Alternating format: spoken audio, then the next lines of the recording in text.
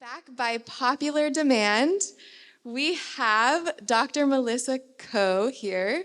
She has presented at our District Flex before and also at the Peralta Equity Conference.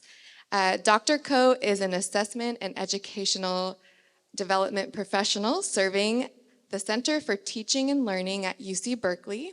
Dr. Coe is trained as a computational cancer biologist, having received her SB from MIT and her PhD from Stanford. She pivoted into an education-focused career through several teaching roles at Stanford and other local institutions before focusing on partnering with instructors to provide effective, inclusive learning experiences informed by data. Dr. Coe's work has really made me rethink my own grading practices, and again, we'll be able to dive deeper with her at 1 o'clock in a workshop setting in F170. London's workshop will be at 3 o'clock in the same room, F170C. One more reminder, we do have lunch after this, and everyone is invited to lunch. Faculty, classified professionals, administrators, we hope you'll all join us there. And now I'll turn it over to Dr. Coe.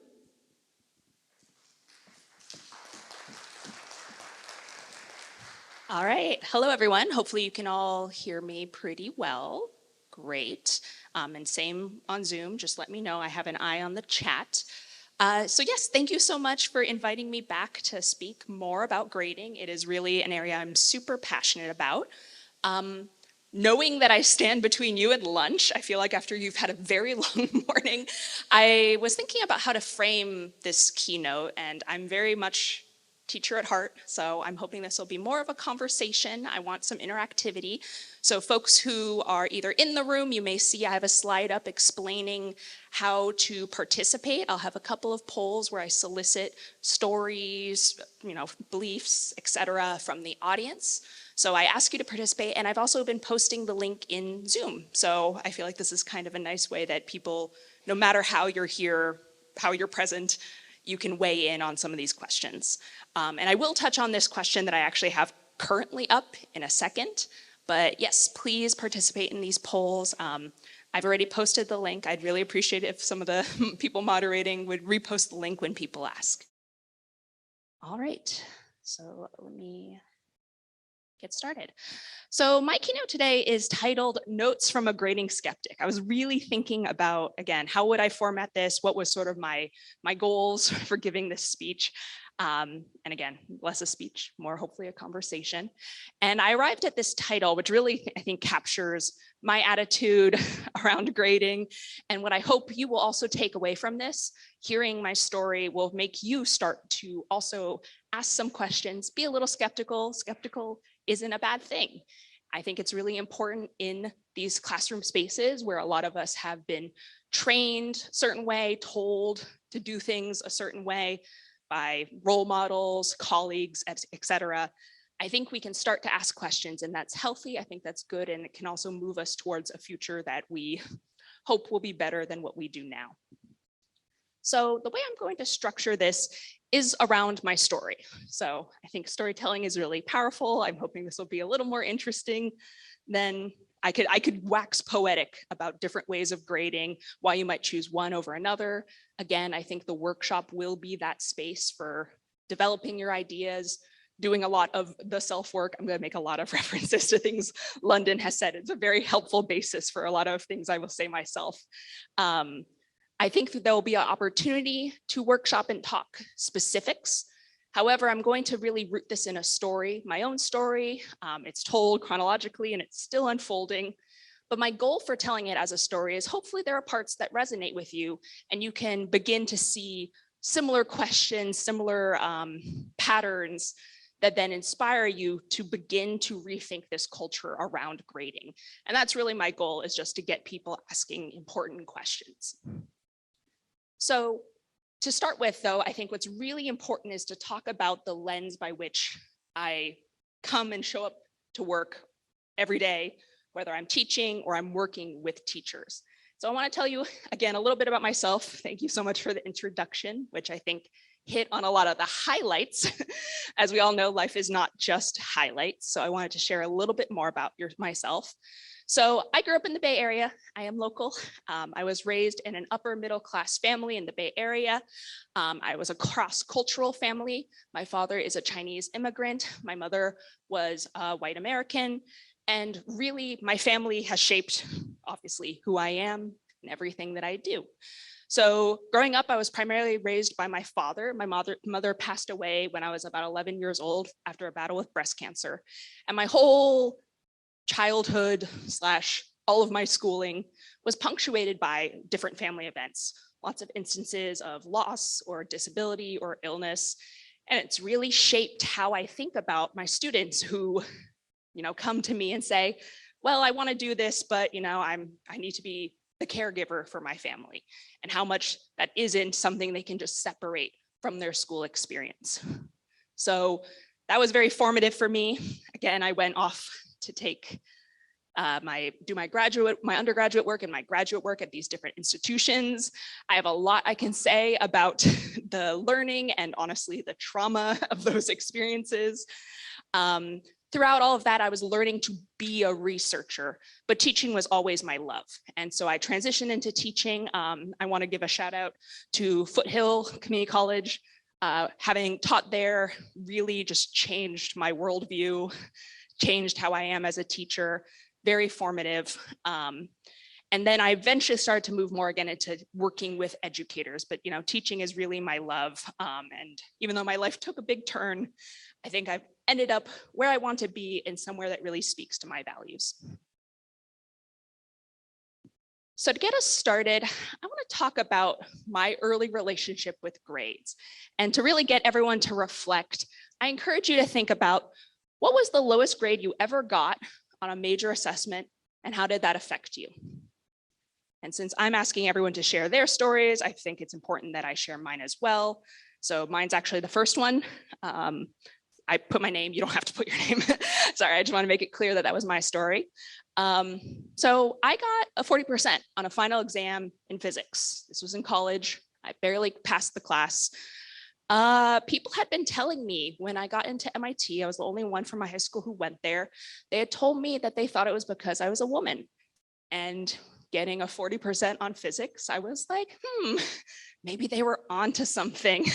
maybe I shouldn't have gone to MIT. And I'm seeing a lot of responses here from folks, people who have gotten zeros, people who have gotten Fs, people who were told by role models that they shouldn't go on and pursue what they were dreaming of pursuing. I resonate with the person who said it affected them terribly and for a very long time. I can definitely relate to that. It sticks with you. Folks sharing, I started to dislike the class, the teacher, and myself. I think that says a lot, that it's not just how you continue to show up to that class, but also how you feel about yourself, your perception of yourself. Wow. Thank you for sharing all of these powerful stories. I just want to give people a moment to sort of look through some of these as they pop up.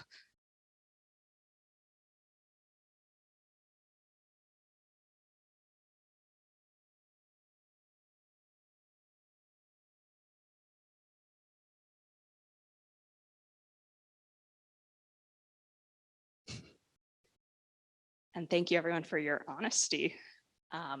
Whether you did get low grades before or maybe not, I think really empathizing with the student experience is so important. Like, we all were presumably students at one point.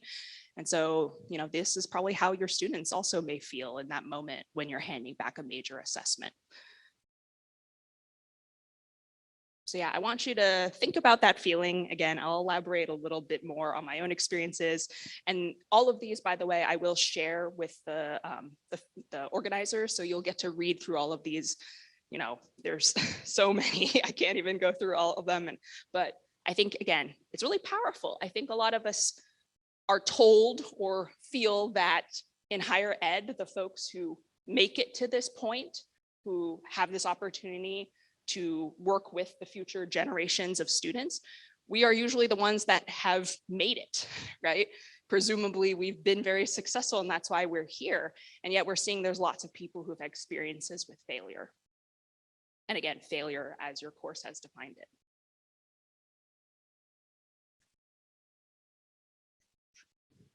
So I want to talk a little bit about my own experiences. Does anyone recognize what's on the left? Hong Kong, thank you. Yes, my father is an immigrant from Hong Kong. I'm giving it a shout out. Hong Kong has been through a lot, but I love this place. And again, my father came to America to pursue higher education. So again, both my parents were college educated. My dad came, as the eldest son to America, carrying all of his family's hopes and dreams. And really growing up, that was definitely what shaped my relationship with school. I tell people jokingly that growing up, my family wanted me to go into sciences. They wanted me to go into higher education. They wanted me to go to grad school.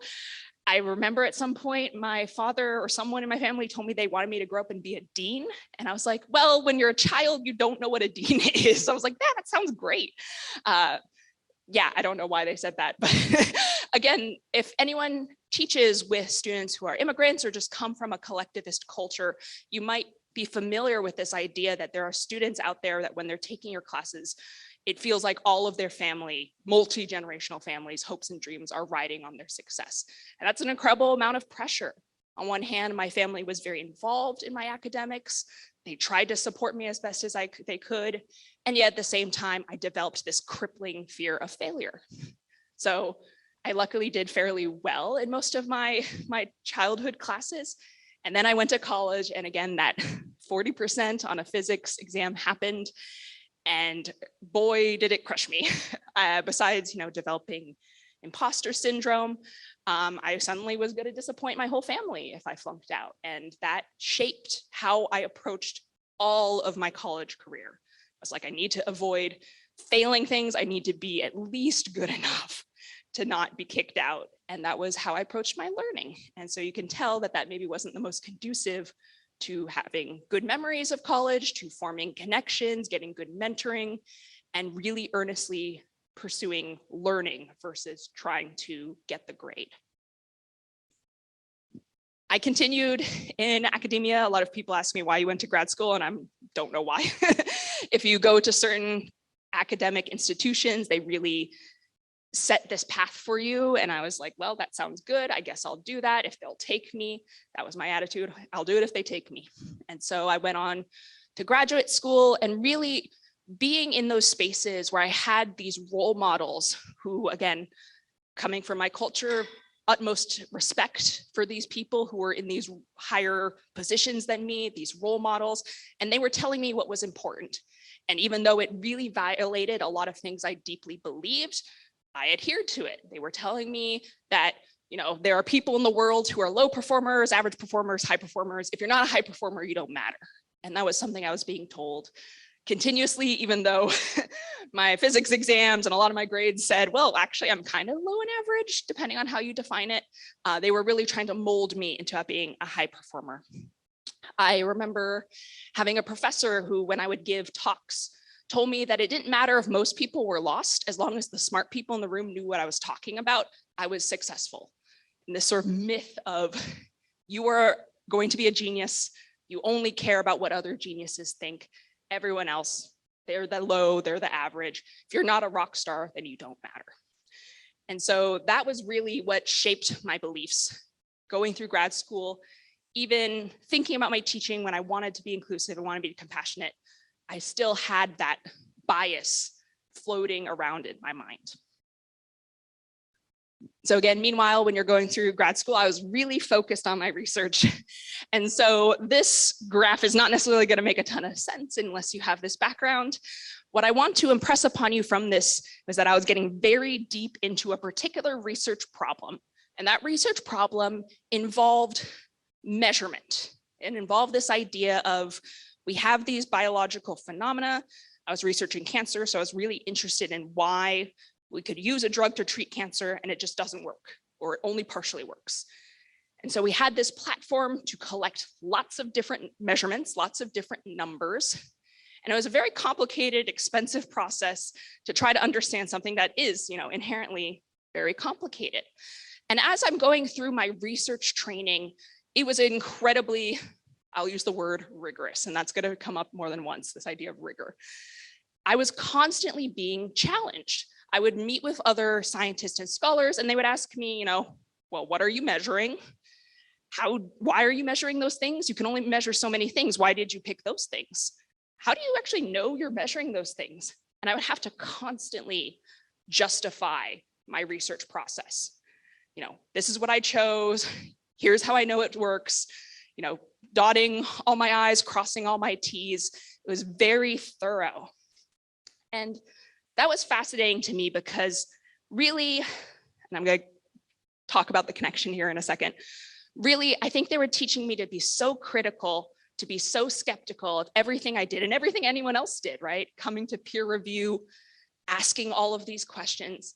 And I felt like I had two different hats going between two different worlds, my research self and my teaching self. Teaching was very, human and compassion, and I want them to learn, I want to inspire them. And then I go into the research world and people would be like, what's your process? Why are you doing what you're doing? How do you justify it? And those were separate. Those are separate Melissas in the world. And then COVID hit. And I think COVID, for many of us, was a moment to question. I think, we've seen so many things come out of the fallout, right? People switching jobs. We're questioning, why am I doing this? Why am I doing it this way? Could there be something different or something better? And so that was the moment, just sort of in summary, I changed my grading in response to the pandemic and I never looked back. If anything, it's just continued to snowball and look less and less like any way that I had ever been graded as a student before, as I figured out what mattered to me and how I wanted to grade. So I'm sure many of you might relate to COVID teaching, remote teaching, teaching students who are going through so much. And I was asking myself this question late at night when I would be supposed to grade it, a paper from a student, and the student would be messaging me. They were living in LA because they had gone home. And they were like, well, I just lost a family member. Can we negotiate this deadline? And I'm like, of course. Thinking back to my own experiences of loss, you don't just forget that when it comes time to write a paper. And so I began to really ask those questions about grading. And this is where I want to take us, is a series of questions to really challenge grading as a concept, the culture of grading, our process of grading. And so this was my first question that I was asking myself is, with how I currently grade, who wins and who loses? And I will say there is a wealth of existing resources, research out there that speaks to this question about all of the problems with grading and who is winning and who is losing with our current system. I want to give a shout out to my colleague Maricela Rodriguez, who helped me think of this model that she showed me of the iceberg. Like the tip of the iceberg is some of the stuff that I think we already know, we intuitively know, that students are getting A's in the class right before ours, and then they show up and you're like, what did they learn? What happened? You got a great grade in the prerequisite and now you don't seem to remember any of this. So we intuitively know a lot of the things at the tip of the iceberg. We know that grades maybe don't always reflect student learning. We'll talk about that. We know that grades aren't great feedback. Students are looking at the grades. They're not looking at what you commented on in the paper.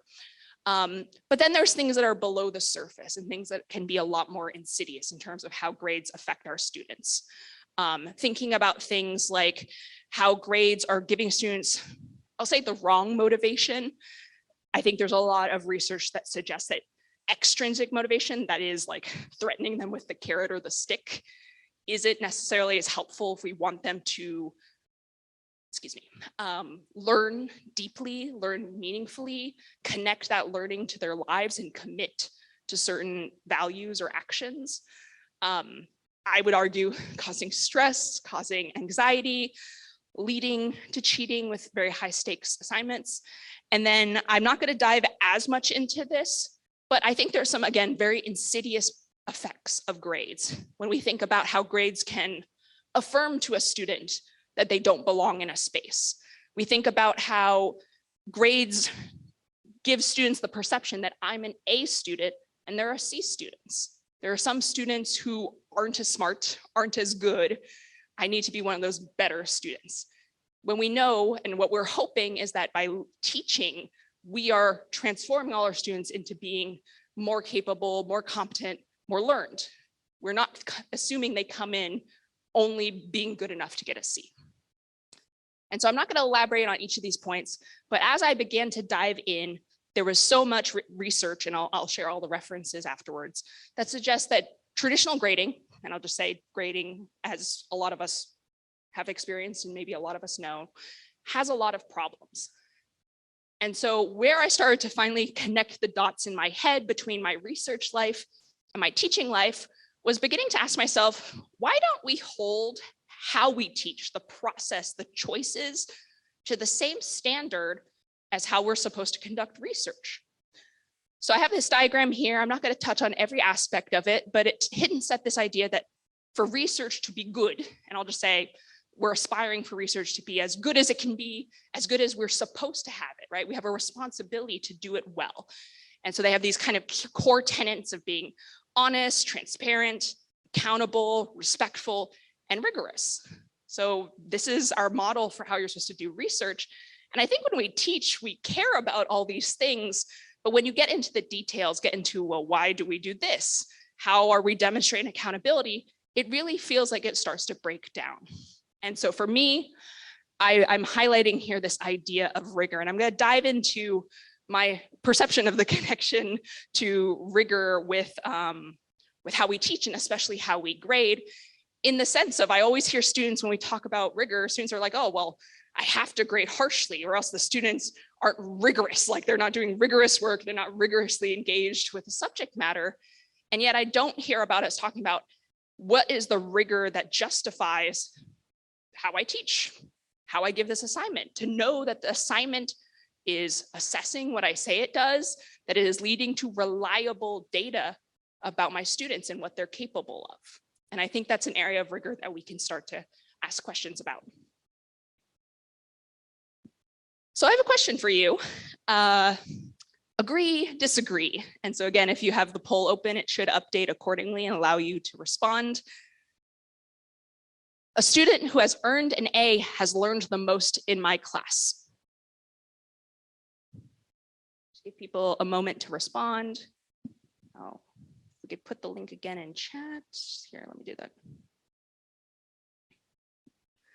Give folks in the audience here a moment to think about what their response would be, whether you reply here or not. Maybe I could also see if there's a show of hands.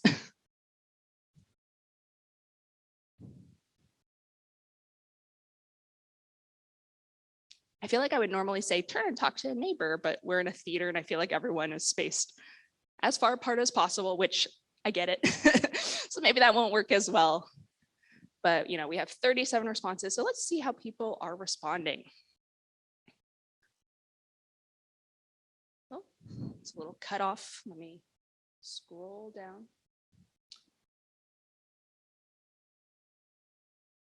Does anyone want to respond? Share, what did you pick and why?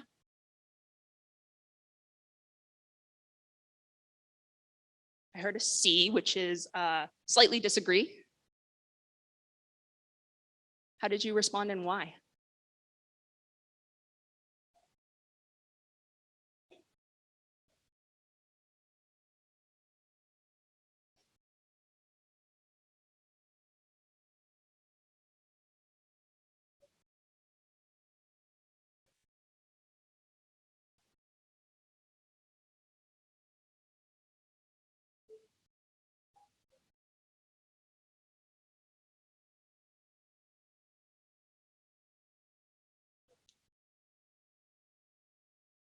Yeah, so if I'm hearing correctly, one point that was raised is just thinking about how, depending on the assignments we use and then the grades they get from those assignments, students can just look up the answer, have they learned something?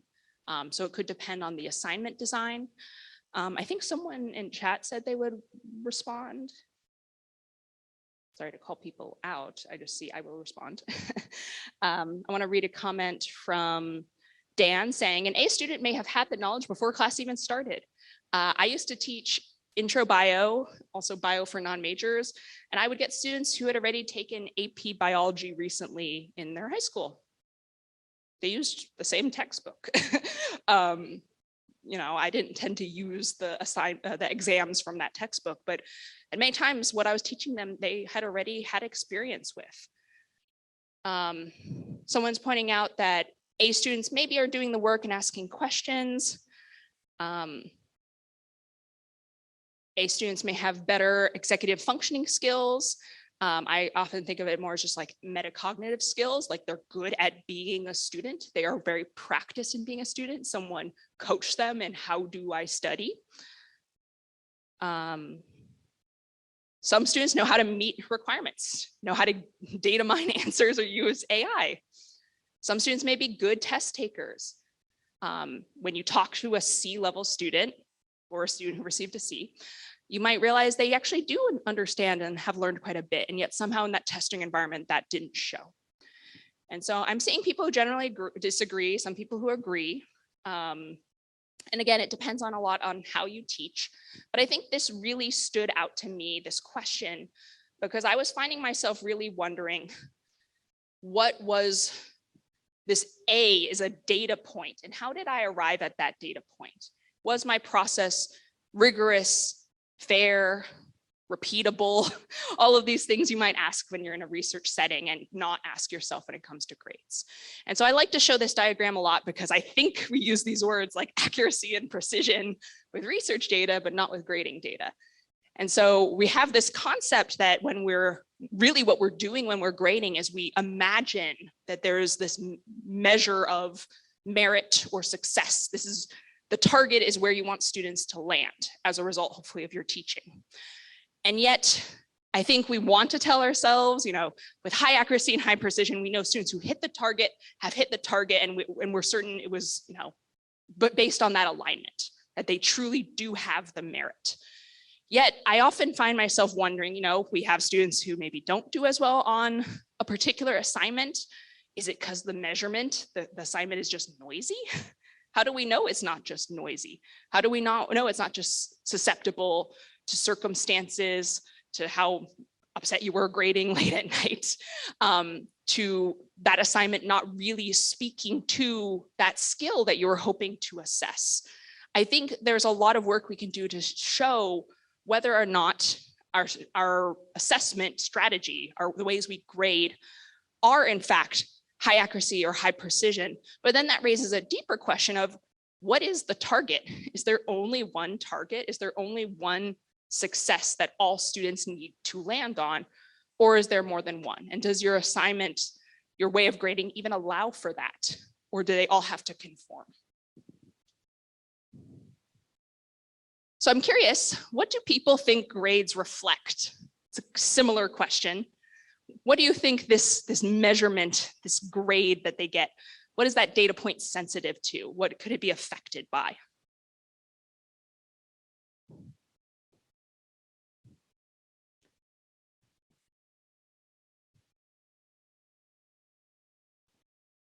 Sorry, say it again.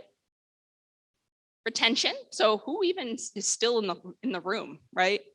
In some classes, in some majors, we maybe are weeding out students, and so they're not even there to be represented in our data. This is a, oh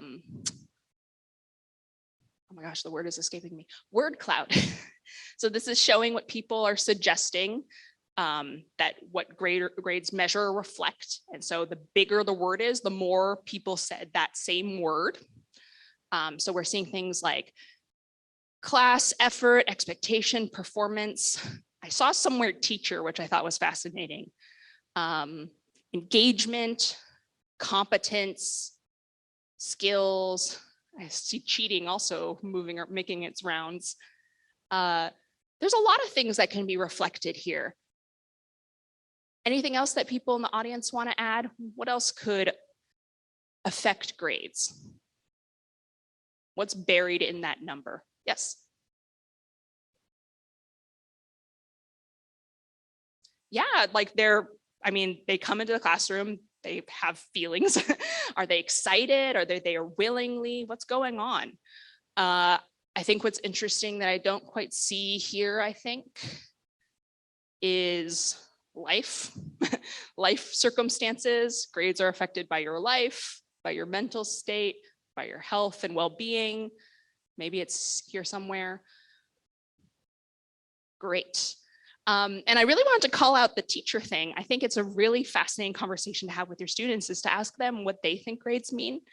And it was really disheartening to me talking to a class of college students, and I asked them what they thought grades meant, and they thought it was two things, and both were based on the teacher. Does your teacher like you? Can you fulfill what your teacher wants from you?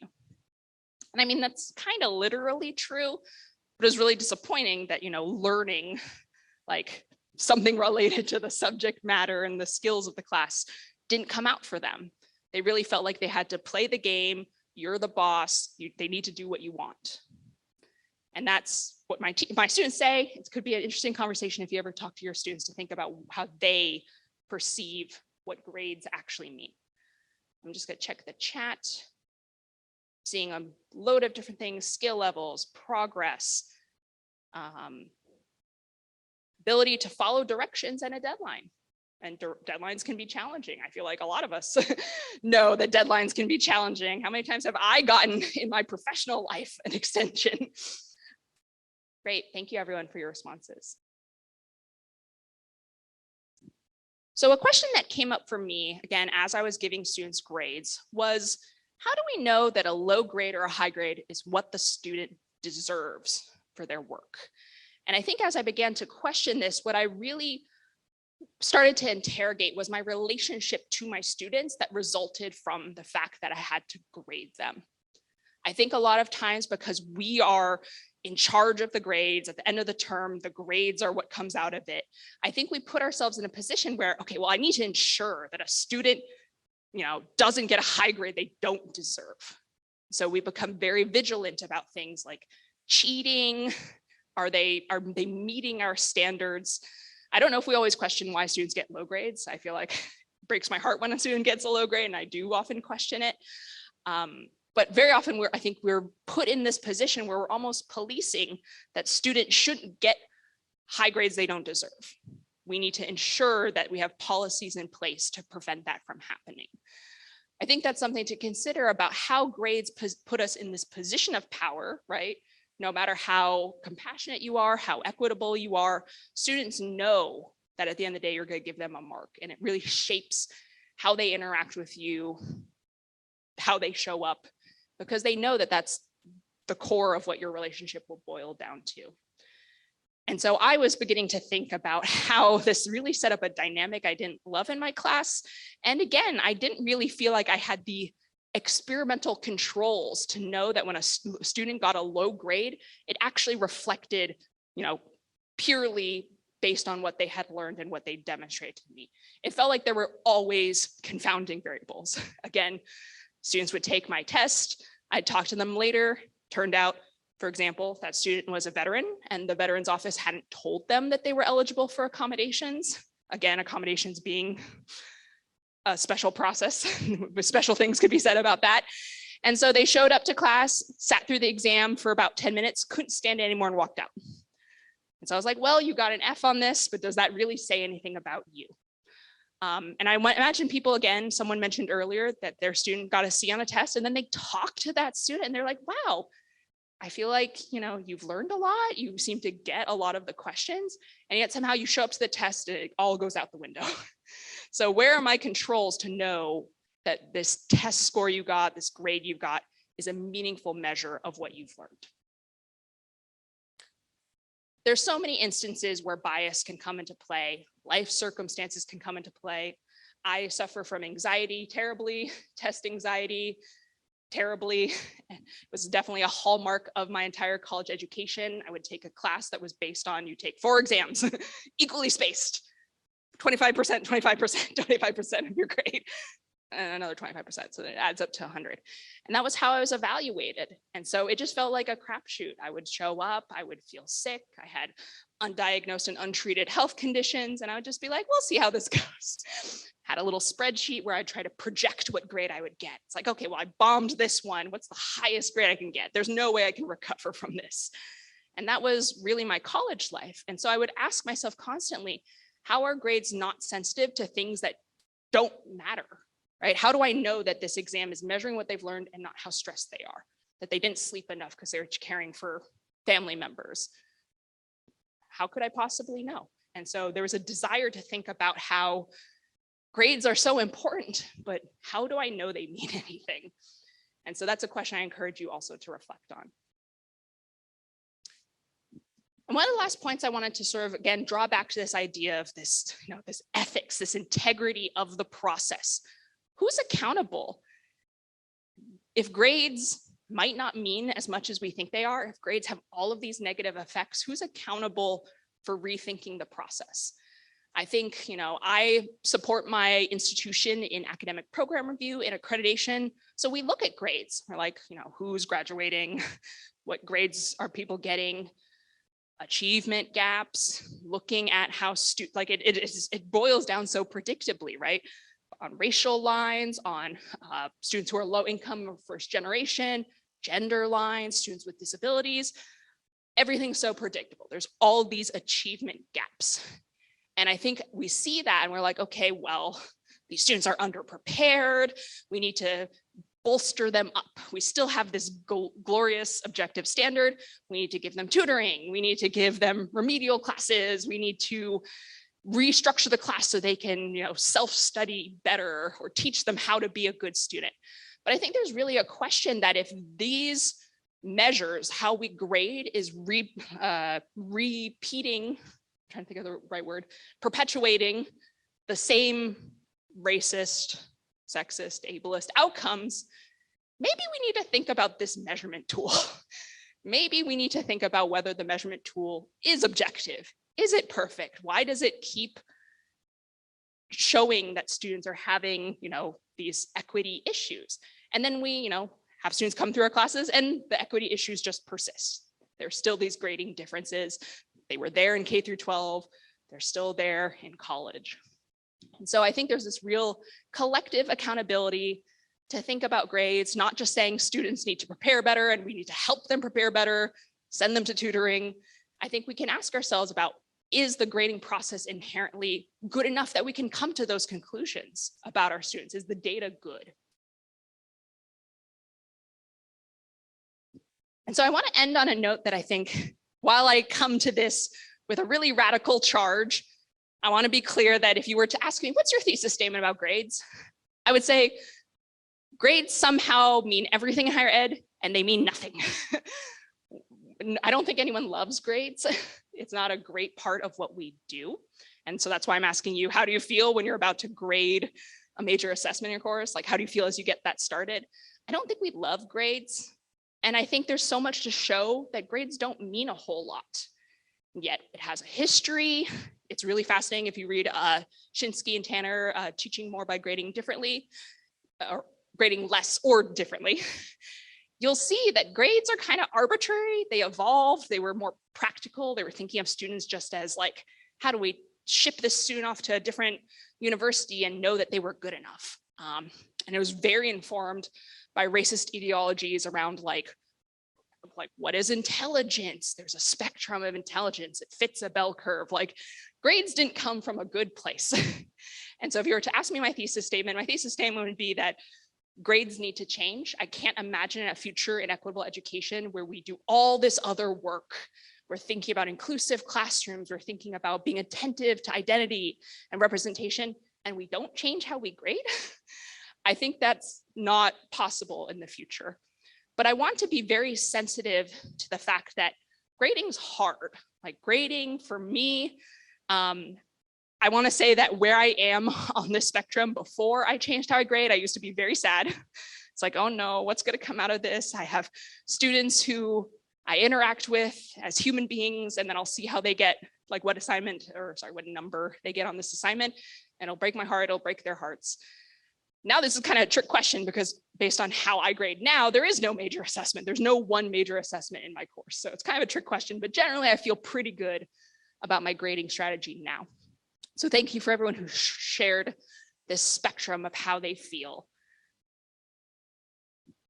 I was asking myself, why am I grading in a way that doesn't align with my values and causes me extra stress. I was that student who exams crushed my soul, and I was grading with exams. Why? It's not what I believe in. And similarly, grades were causing stress. They were giving me an adversarial relationship to my students. I didn't want to teach that way. I didn't want to come to that space in that way. And so changing how I grade was giving me a way to be what I thought was the best teacher. And I arrived at a system that I could live with. That's how I feel. I feel like grades, it's very hard to get rid of grades. Ultimately, we have to be able to sleep at night. I think it's a bold ask to ask anyone to individually transform the grading landscape. I think it's important, though, that in forging a relationship with grades, you at least arrive at a strategy that you feel like reflects your values, that as much as possible can de-emphasize the role of grades. And I'll speak more to this again in the workshop. We'll talk about this idea. For me, what really helped was exploring alternative grading strategies. So the way I grade currently is a mixture of contract grading and competency-based grading. It's reflective of students putting effort, they show up, they do the work, but also I'm thinking about ways they can demonstrate skills. And at the same time, it's not just based on what they come in with. If they come in not knowing any skill, not having any competencies, as long as they leave the class with those, they can still get an A. And so that's my philosophy, and that's where I've arrived with my grading. And again, it's something I can live with, which I think is really important. So I just posed a ton of questions for you, questions that may or may not resonate. And so that's my question now is which of these questions, notes from a skeptic, which question resonates with you and why? So I want to take a moment to reflect. I'm also going to catch up with the chat. I've seen there's a lot of things been passing me by. So I'm going to take a look. I want you to, again, self-reflection moment. Which of the many questions I posed for you resonate and why?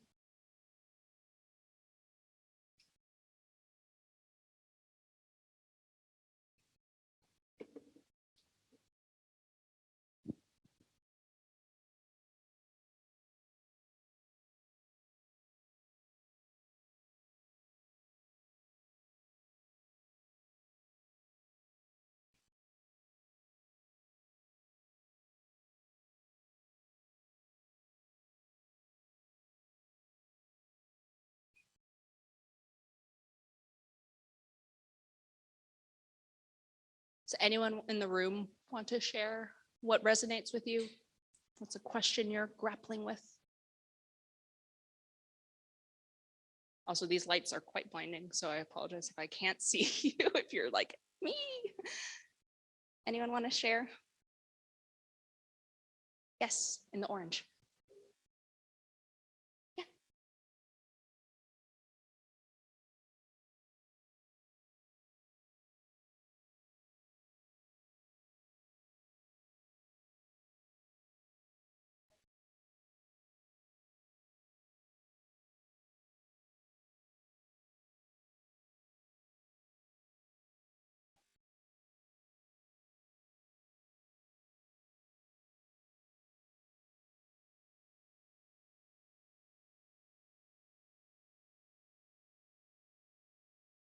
Yeah.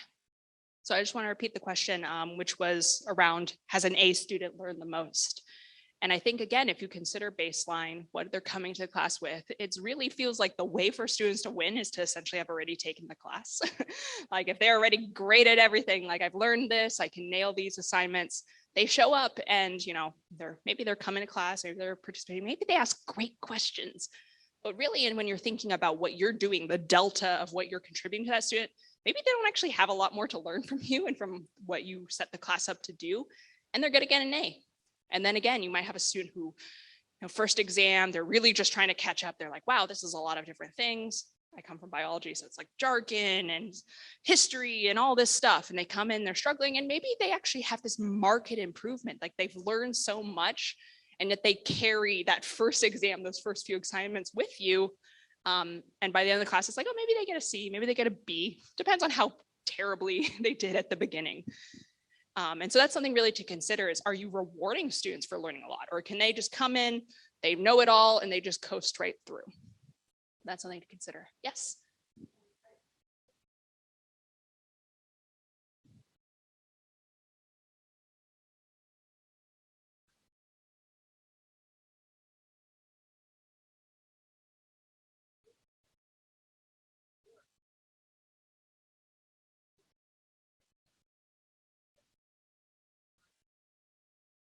Yeah, so just want to repeat again in case someone can't hear.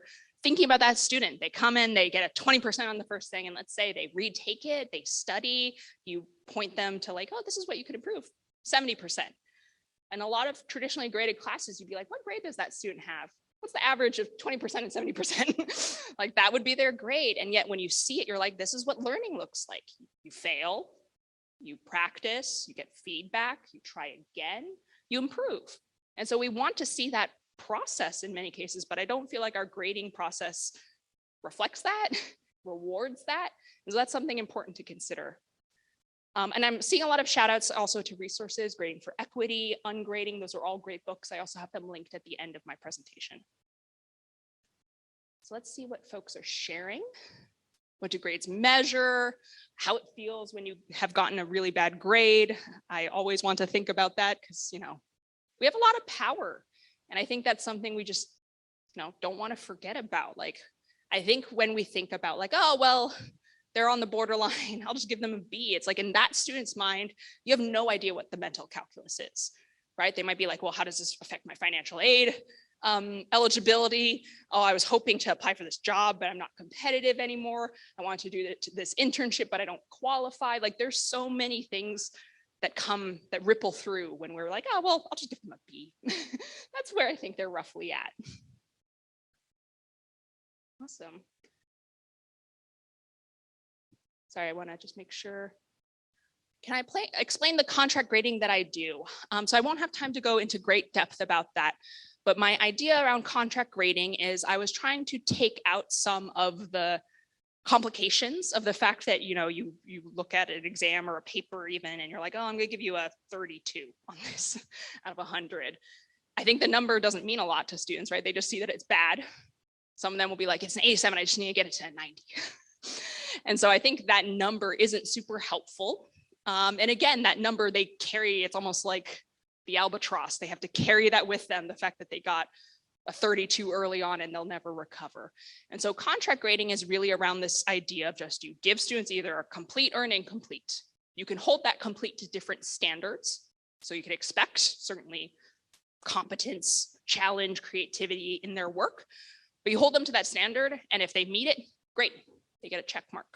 You don't worry about this is an 89 versus a 92, which again, being a measurement person, a scientist, I used to have my papers in front of me and I'd be calibrating. I'd be like, well, does this really feel like an 89 and not a 92? I have to make sure this is fair. And I would flip back and forth. But for me, it's like, now it's checks. They just get credit if they do it and they meet my standards. Sometimes they turn it in and it's not there yet. And I give it back to them and say, it needs to be fixed in these ways. I'm not gonna give you credit yet. Return it to me when you've met my standards. So that's a little like 1,000-foot view of contract grading. All right, I know I'm pretty much out of time. I wanted to see if there were any other questions. I don't know if we have time for any questions. Yeah, so I'm happy to take sort of just 2 general questions, but I want to just say thank you all. That's true. That's true. I'll be at the workshop. I'll also be at lunch. So if you want to come up to me and chat, or feel free to email me if you have questions. I'm always, again, happy to talk about grading. I could go on for hours. So I'm always happy to talk. And again, my thesis statement is that grades are a broken and flawed system. I would argue they're an inherently racist system. We're stuck with them in many cases. I don't expect one person to change the world. I think we have to arrive at what we can live with, what we feel like is, aligned with our values, that is as fair as we can be, as equitable as we can be to our students. And that will always vary. I can't come up here and tell you, this is how you should grade. It'll depend on you, your values, your classes. We have such a variety of disciplines and formats. So I can't tell you one right way to teach. But I think when talking and workshopping, you can arrive at something. And it takes a lot of, again, self-work. Always kudos to the self-work. And again, you'll have to arrive at something that's very individual to you. So I'm happy to talk about that. And again, I'll talk about it at my workshop and I'll talk about it at lunch.